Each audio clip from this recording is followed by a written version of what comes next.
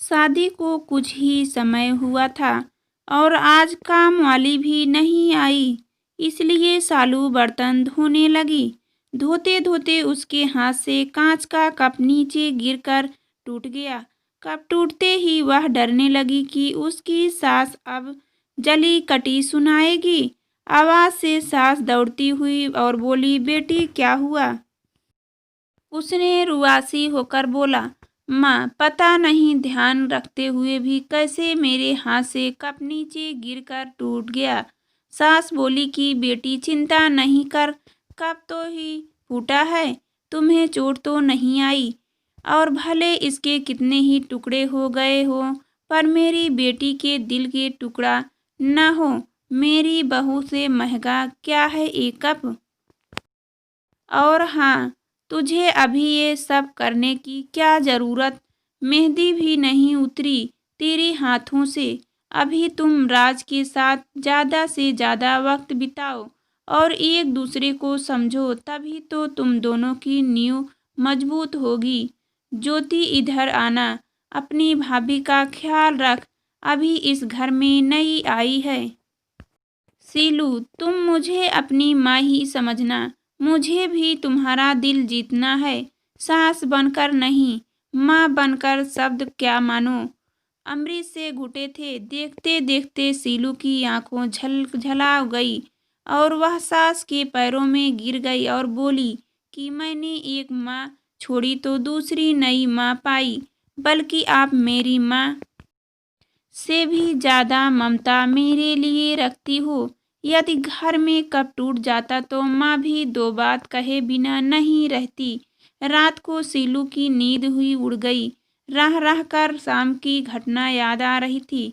सास के बारे में उसकी जो सोच थी उससे विपरीत सास का व्यवहार पाया। उसका भी कसूर नहीं था ऐसा सोचना, क्योंकि उसने लोगों के मुंह से बुरी सास के बारे में ही नहीं सुना था। और फिर वो अपने अतीत में खो गई। उसे याद आया कि कुछ साल पहले इकलौती भैया की शादी हुई थी। भाभी की हाथों से मेहंदी का रंग उतरने से पहले ही माँ ने भाभी पर घर के काम की पूरी जिम्मेदारी डाल दी और अपने ही नियम कानून के हिसाब से भाभी को चलने को विवश करती। माँ ने भाभी को घर में एडजस्ट होने में जरा भी वक्त नहीं दिया। भैया भाभी को बाहर ले जाते तो माँ का मुंह फूल जाता। वह बोलती कि हर समय भाभी को साथ ले जाने की कहाँ जरूरत है। कभी भी भाभी को खुली हंसी हंसते नहीं देखा। समय के साथ भाभी ने सहना छोड़ दिया। फिर हर रोज घर में झगड़ा होने लगा। एक दिन भाभी के हाथ से कांच का गिलास नीचे गिरकर टूट गया। माँ चिल्लाने लगी कि कितना कीमती गिलास फोड़ दिया, रोज इतना माल खाती हो। उसकी शक्ति कहाँ गई? आपने मायके में गिलास फूटा होता तो मालूम चलता। कोई भी काम ठीक से नहीं होता, न जाने कहाँ ध्यान रहता। भाभी भी कड़क कर बोल दी कि हाँ, मैं तो बैठी बैठी खाती हूँ, आप तो खड़ी खड़ी खाती हो। जब से आई हूँ तब से रोज दो चार जली कटी ना सुना दो तो तब तक आपको चैन नहीं पड़ेगा। कभी मेरी माँ को तो कभी मेरे बाप को, हमेशा मेरे मायके वालों को कोसती रहती हो। दोनों तरफ से तीर बरस कर एक दूसरे को छलनी कर रहे थे। घर के अलावा उसने और भी जगह सास बहू के झगड़े सुनते सुनते डर गई। वह शादी से कतराने लगी, पर माँ बाप के कारण शादी करनी पड़ी और एक अनजाने भाई को लेकर ससुराल आ गई। पर आज की घटना से उसकी सोच ही बदल गई कि सब सास या बहू में ऐसे नहीं होता है। नींद न आने की वजह से उसने सोचा, चलो थोड़ी देर माँ से बात कर लूँ। माँ ने इतनी रात को उसको फ़ोन करते देखकर बोला कि सीलू, सब कुछ ठीक तो है ना? कहीं जवाई राजा या सास ननद से तो झगड़ा नहीं हो गया? वह बोली, नहीं माँ, ऐसा कुछ नहीं। मालूम है, मैं आज मेरे हाथों से कप नीचे गिरकर टूट गया। तभी सास आ गई और आगे बोलती उसके पहले ही माँ ने बोलना शुरू कर दिया। बेटा, फिर तेरी सास के चिल्लाने पर तूने अच्छा सा जवाब दे दिया ना। हाँ बेटा, कभी भी दब कर नहीं रहना। तू भी पढ़ी लिखी अच्छी लड़की है।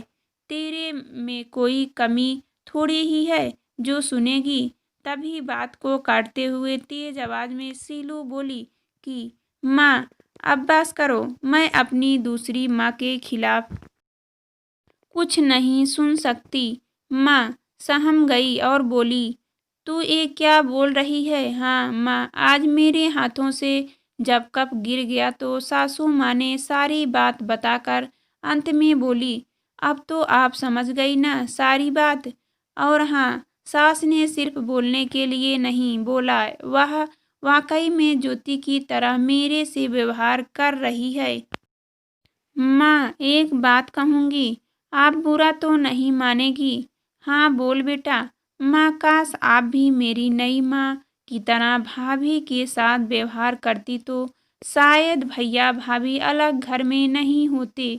माँ, मेरी सास ने शुरू से ही अपने प्रेम की नींव मजबूत कर ली, तो उस पर टीका परिवार में मजबूती कैसे नहीं आएगी।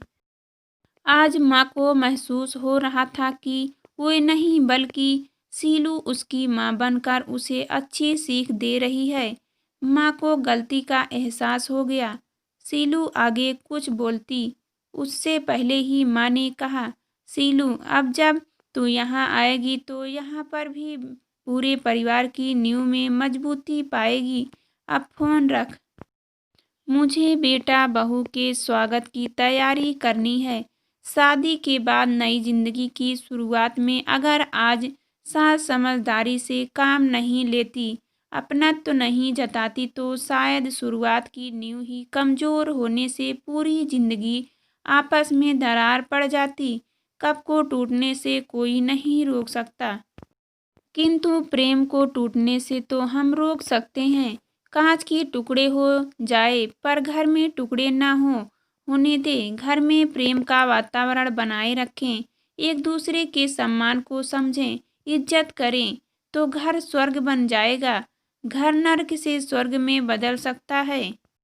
यदि बहू सास को माँ मान ले व सास बहू को बेटी मान ले, दृष्टि बदलने से सृष्टि बदल जाएगी।